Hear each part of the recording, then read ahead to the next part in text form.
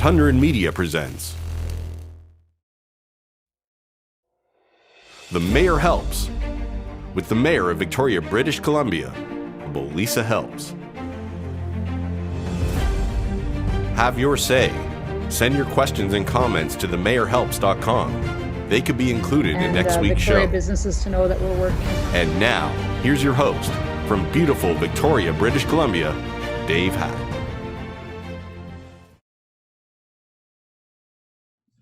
Well, welcome back to The Mayor Helps. My name is Dave Hatt, and I am co-hosting the show today, as usual. And I've got Mayor Lisa Helps on the other end of the Zoom call. Good morning, Mayor. How are you doing today? I'm very well. It's a nice Wednesday. The sun's coming out, and yeah, challenging time, but we've got to stay positive and optimistic about what the future looks like. Well, you must be especially positive, as I believe you're headed off to vacation in a short while. Well, yes, I am theoretically going to take the next 2 weeks off. I'm not going anywhere because it's COVID times. Plus, I really just like being home. I'm a bit of a homebody.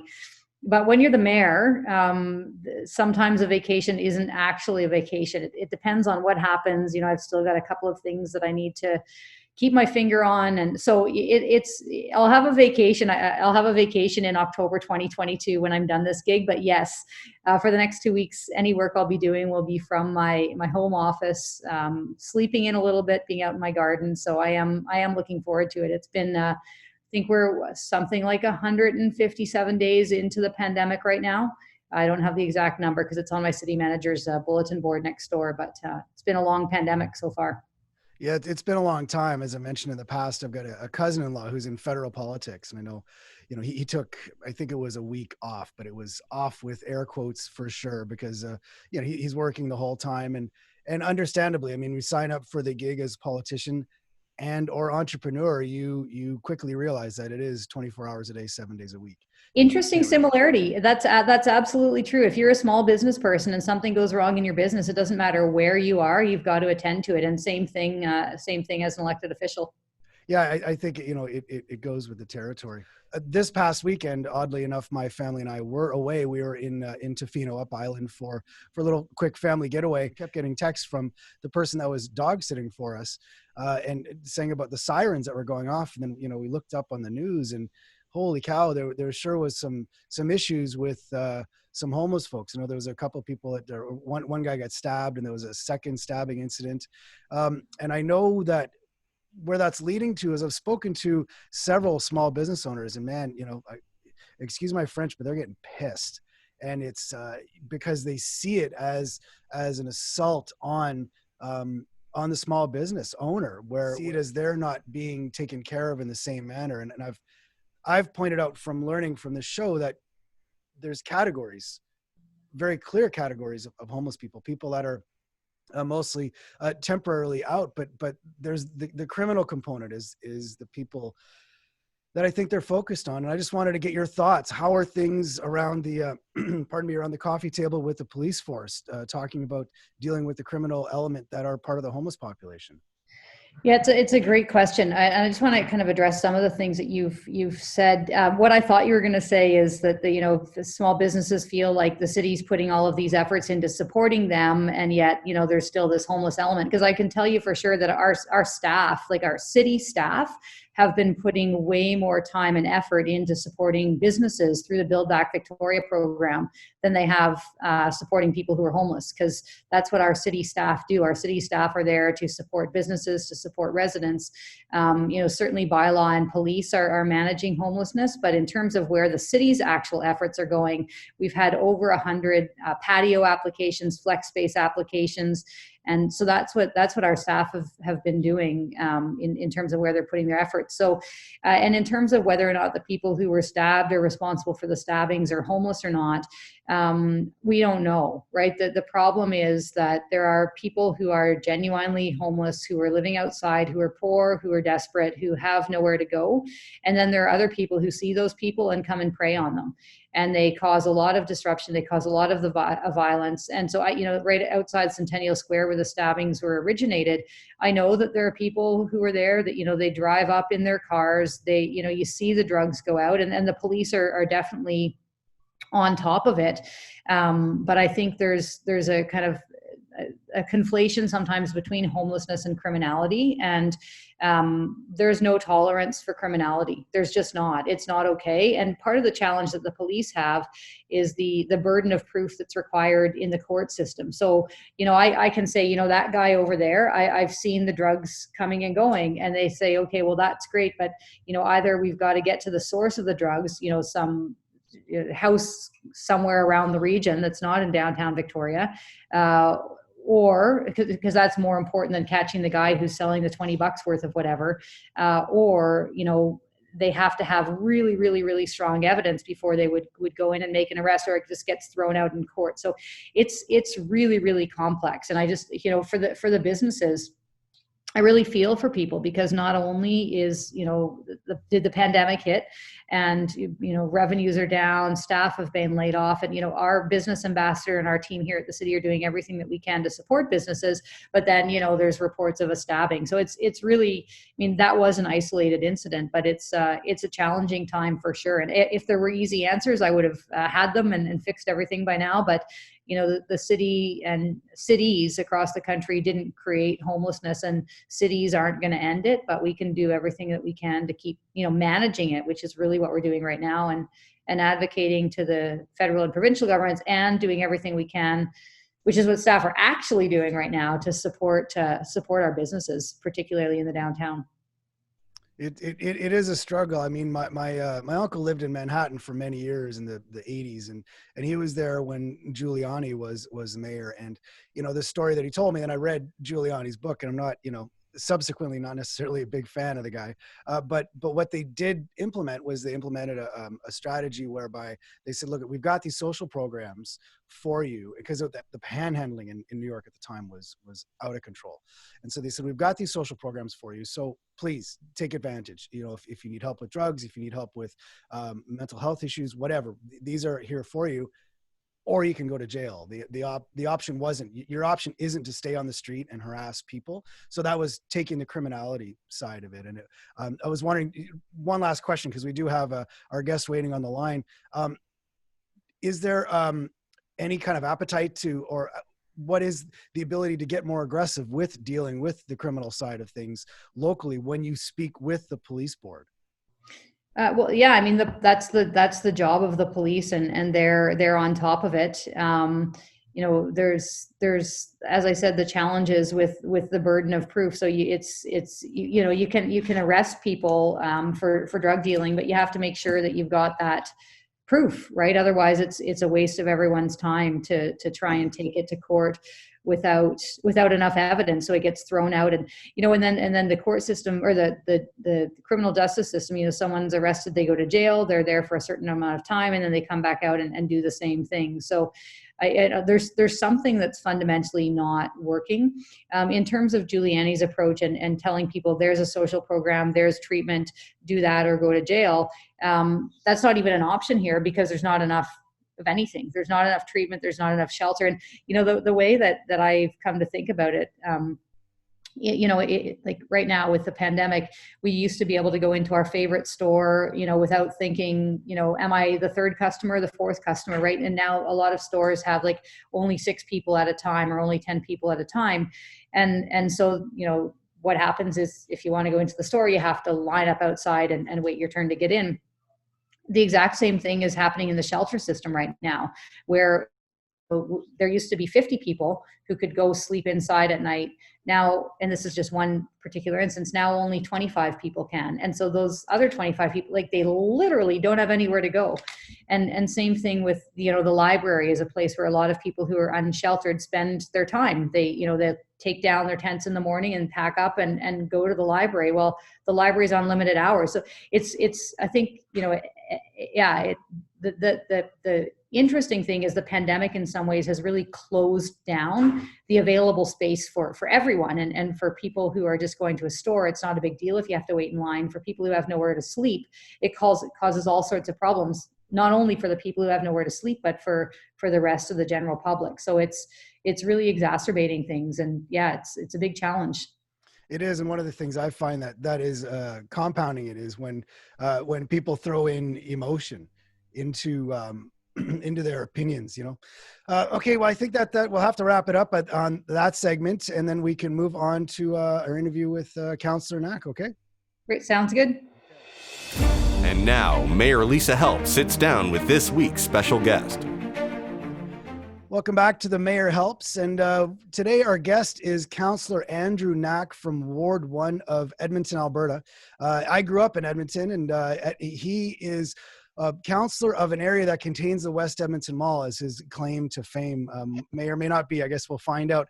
Andrew, welcome. Is it okay if we call you Andrew? Would you prefer Councillor Knack? Andrew would be perfect, thank you. Well, welcome to the show. And it's you can introduce yourself here. This is Mayor Lisa Helps, and she is our main co-host here. Absolutely. So Andrew, the reason I wanted to get you on board is because we've been speaking to people for the last, since COVID, really, and the city of Edmonton has popped up on more than one occasion, and whether it's transportation or dealing with homelessness. How are your constituents handling things? Yeah, thank you for that. And you're right. I mean, there is, and everyone across Canada is going through that struggle right now, from the economic side of things to the health side. And yet, this also is trying to allow us to reimagine our cities. And Edmonton has been doing a lot of work. Our city administration has been developing their Reimagine Edmonton plan.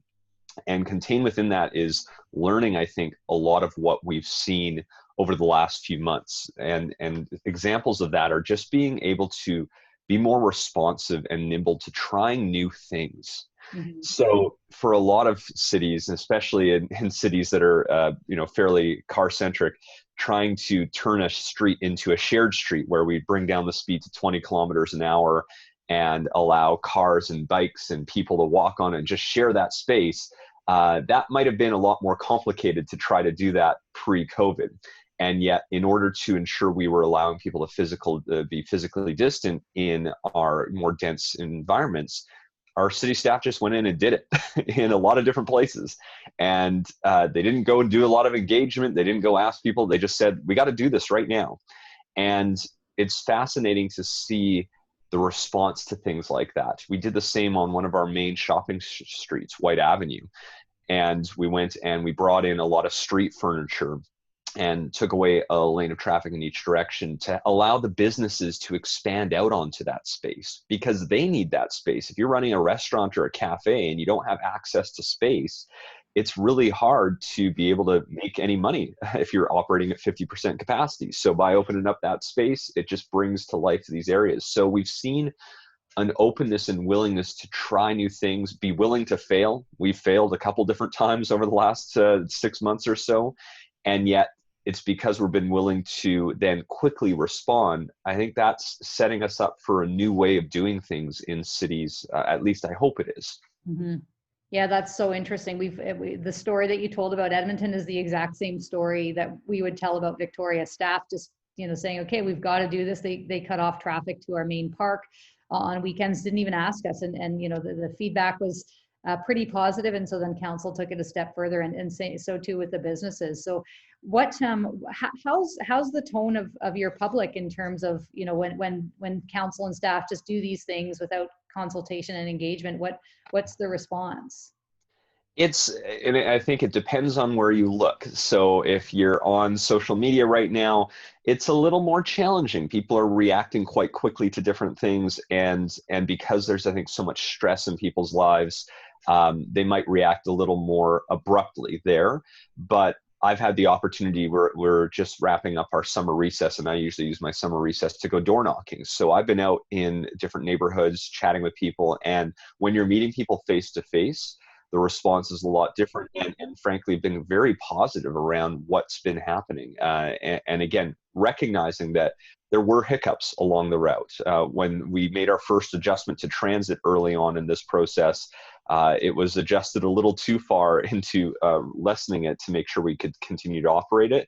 And one of our morning rush hours did not go well. By that afternoon, our city staff had adjusted to make sure that people were able to get to where they wanted to go safely.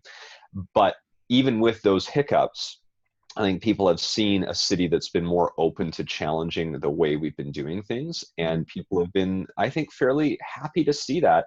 especially when they're so stressed about how they're going to manage their own lives, worrying about how they're paying their bills, worrying about their kids going to school. To be able to see a city that's operating fairly smoothly during a pandemic that we might never experience again in our lifetimes, people have been really positive. At least that's been my experience. So in terms of the bike lanes, that's an interesting, comment, because growing up in Edmonton, I grew up near in the South Side near Southgate Mall. Went to high school there, and it's a truck city, man. The whole city is set up for driving big vehicles, and rightfully so, because there's a lot of work that's done in and around the city, very crucial work to the rest of the country, quite frankly. And so how did that, are the bike lanes concentrated, like you say, on White Avenue, which is kind of the cool area of town? I mean, I know I went there every chance I got as a kid to hang out at the Wee Book Inn and United Cycle, and, all that kind of cool stores that are down there. The real, it felt like a real heartbeat of the city. But are the bike lanes downtown as well, or how's that going? So and I'm going to jump in and say that we purposely called them shared streets because they're not just a lane for bikes. They are truly a shared space, so vehicles are allowed to still travel on them. It's just at 20-kilometer-hour speed. And bikes have always been allowed on the streets as well. But actually, the bigger change was it opened it up to people on foot by people using mobility aids. And so we purposely don't call them bike lanes because they're not just for people on bikes. They are now a street for everyone. And you're right, but they were put everywhere. It wasn't, there are places across the city that we put in these shared streets. And really all it took was putting up a barricade with a sign saying shared street 20 kilometers an hour with a picture of somebody, in a car, on a bike, and on foot. And we put it up in a number of different areas just very quickly. And when you talk to the people who live on those streets now, they are generally very positive about it because it's brought the speed of traffic down quite a bit. It's allowed people, and these were often very narrow roads with narrow sidewalks nearby in densely populated areas. So it was hard for them to stay physically distanced and actually follow our public health orders without that. And yeah, it's been able to work pretty much everywhere. In fact, we've had a lot of people reach out and say, we'd like it in our part of the city, because we didn't go as far out as some of our more suburban areas. So Ward 1 goes all the way out to the very edge of our city where we have some more standard suburban style development. And you actually talk to residents there, and they'd like to see their streets slowed down and more active, and be able to have spaces for their families to go enjoy. So I actually think this is going to set us up to doing more of that across the city now that people have seen this, because the other nice thing is that a lot of this was done on not main roads for commuting exclusively, but they were done on those main community roads. And that's where we didn't have to have this trade-off between driving and biking and walking, which is where we do run into some of that tension in the city of Edmonton. As you noted, we are a fairly car-centric city. And so we don't change overnight by just shutting down a main commuting road.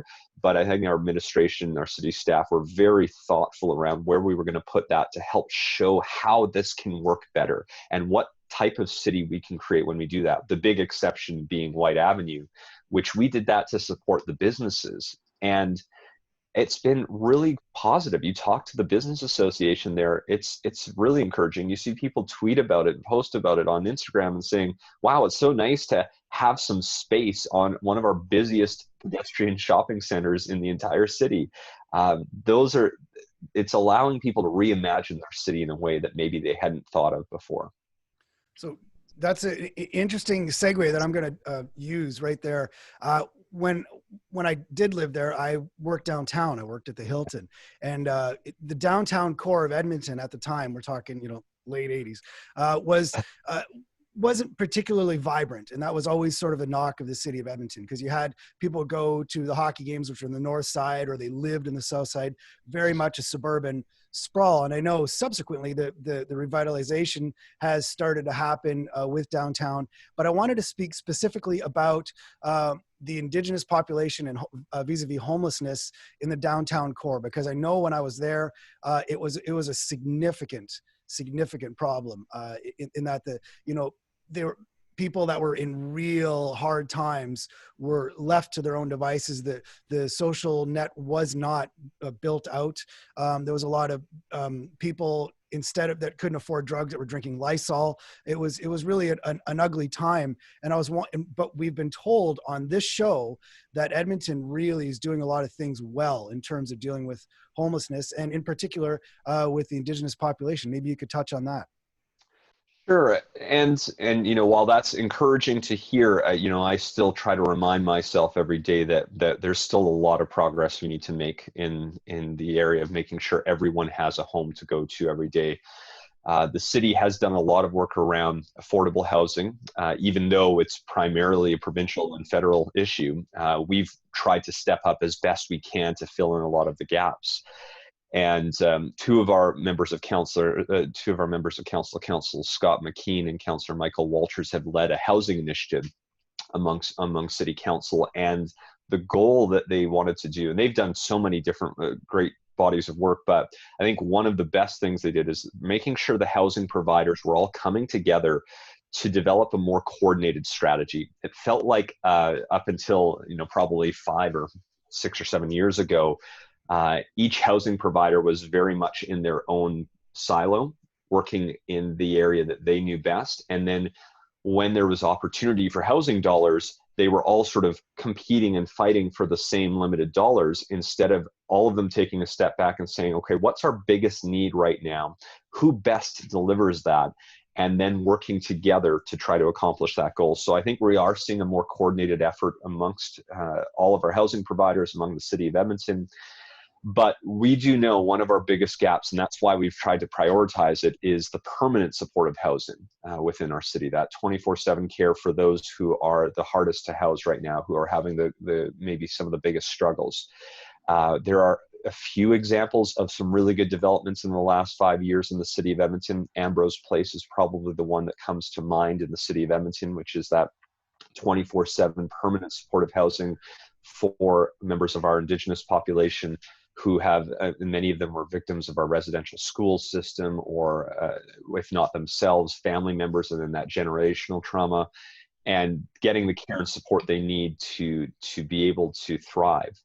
But the challenge that we found is that that's been sort of the one-off example instead of what we need on a regular and ongoing basis. So we actually got sick and tired of waiting for the province and the federal government, and about 2 months ago, Council approved $35 million to go build close to 250 units of permanent supportive housing, because we know that is our number one need right now. If we can get 916 units of permanent supportive housing, that's going to allow us to be fully supplied for those who are our hardest to house right now.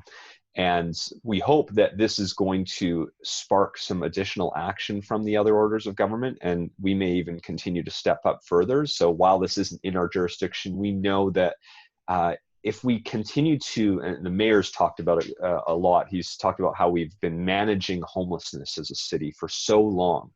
And managing homelessness does not actually fix the problem. It simply just continues to throw dollars after dollars of having police respond to a social disorder call, which that's not useful. That's not a good use of their time or resources. So let's be willing to take that proactive step and really push into that. So we're going to see, starting next year, I think, quite a bit of permanent supportive housing being built so that we can get even further ahead from where we were, because we addressed a lot of the more market affordable housing. Now we need to get into that permanent supportive housing piece.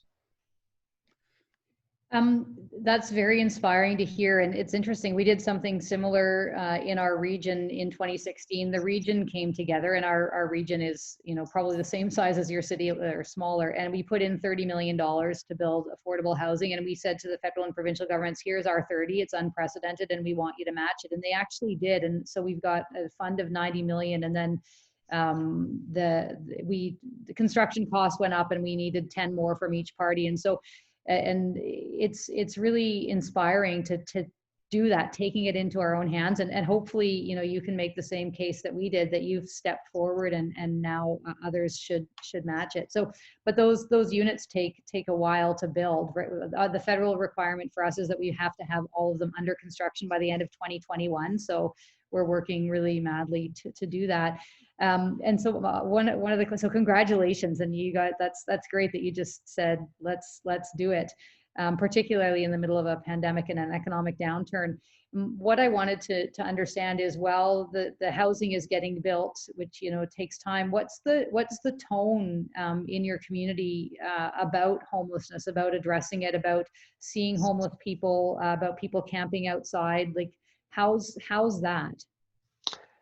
I think more so than ever before. I've been on council now almost 7 years, and while everyone's been aware that that's a challenge we want to address, in part because council has been so vocal and the mayor has been so vocal about this, I truly believe that this pandemic is beginning to shift people's thinking a bit more about it, and realizing how much more of a reality this is. And it's almost, to degrees, as much as we've talked about it, it still feels like it was a bit hidden to people about this issue that is before us.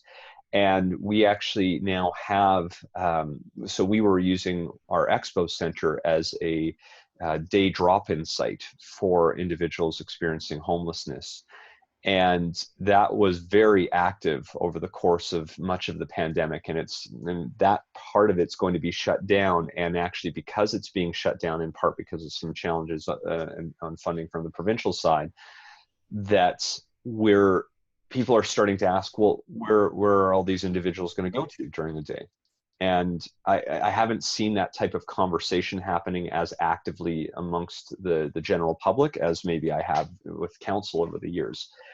And so I hope that this is creating, I mean, hope is even a bad word. I say I hope because I hope people realize that we need to take this very seriously. This is not just something council's been talking about because, you know, we've thought this is the most important thing, and when it's not really an important issue, it's truly an important issue when you have people who don't have a home to go to every day, and they're now living in, you know, we have a tent, sort of a tent campsite that's been forming up close in our river valley, primarily with a lot of Indigenous Edmontonians right now.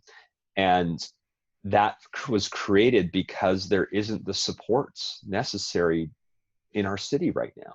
And so I think the public is starting to understand that we need to actually be more active in this. And while council's passed a housing policy that talks about 16% affordable housing in every single community in our city to ensure that we can actually build the necessary number of units, I think it's only been in the past few months that it's really starting to hit home with a lot of people saying, now I understand why every community is going to have affordable housing, because this allows us to build what we need to do, but it also allows us to build more complete communities. I think people are realizing that, you know, that there's still sometimes that negative stigma in certain communities that, oh, affordable housing is going to bring down the neighborhood, instead of recognizing that that adds to the diversity of a neighborhood and helps strengthen your community, as long as you don't over-concentrate it, which is why we've settled on a number that we can apply to all of our communities. So I hope, and I have been seeing it, I truly have, that people are saying this needs to be heightened, and this will hopefully put that pressure on the other orders of government to really start pushing out that money, because we know, and Ambrose Place in the city of Edmonton is the greatest example for us, because we now have not just the fact that people have the necessary homes and are getting the supports, and I hate to bring it to numbers, but we now have the numbers. We now have financial numbers that show just how much we're saving as a society by ensuring these individuals have a home where they're getting necessary support 24 hours a day, 7 days a week. We're saving in our healthcare system, we're saving in our policing, and while that shouldn't be the only factor, for some people that is a really important thing to them when they're talking about how we're managing ourselves as government through a pandemic. And so we also want to look at the numbers to be able to say, this is a proper investment and we'll see savings. And ideally, and more importantly, we're going to make sure everyone has a home. Yeah, Ambrose Place is amazing. We have an Aboriginal coalition to end homelessness here, and they coordinated a tour for a number of us. So I spent a couple of days at Ambrose Place maybe last year at some point, and it was really amazing to sit down with, is it Corella? Yeah, I think so. Yes, I'm trying to, it's been anyway. a while I'm trying, the name's slipping my mind Yeah, too. it's okay. Anyways, but she and her team, and to just see the passion for their work and the care and concern for the people living there. And, you know, they said that when it was built, and there's like single family dwellings right across, you know, there was like big consternation in the neighborhood. This place is going to be so awful. It's going to ruin our neighborhood. And it's a beautiful new building with people who now have a home and the care they need. And yeah, it's Ambrose Place, I think, is a testament to the what is possible. And like you said, you know, we read all the reports about the numbers before we got there, but that's one thing. But then seeing like actual people who have obviously been really traumatized in their lives, inside and not drinking, you know, non-beverage alcohol, and getting what they need. So yeah, kudos to you guys for all the work you're doing. Yeah. Thank you, Andrew. I appreciate your time, and it's heartening to hear what the city of Edmonton is doing. It sounds like there's been a lot of change for the positive, and yeah, clearly, I mean, if you're talking to Joe Q Public and letting them know that these are the numbers, then their emotional argument gets taken out of it in terms of, well, you know, it's somebody else's problem. It's arm's length, it's homelessness, it's their problem, it's their choice, their druggies or whatever. When you're able to say, no, we invest now, saves later, then it's like, oh, okay, well then the vast majority of their arguments are dismantled. So it's good to see all the work you're doing. And I know Edmonton has been quite the town. When, you know, I believe it's still the largest, or I guess it was, largest fringe festival in North America. So it's a heck of an arts community, heck of a sports community. My mom still lives there, and I wanted to thank you for coming on the show today. I appreciate it. Oh, my pleasure. Thank you so much for having me. It was a pleasure. And will you give my best to Mayor Iveson? I absolutely will. Okay. I will do. Excellent. Thank you. Thank you, Andrew. Take care. Okay. You bye. too. Bye-bye. Bye. Thanks for joining the Mayor Helps on Tundra Media. If you enjoyed the show, please like, share, and subscribe. And visit themayorhelps.com to submit your questions to the show.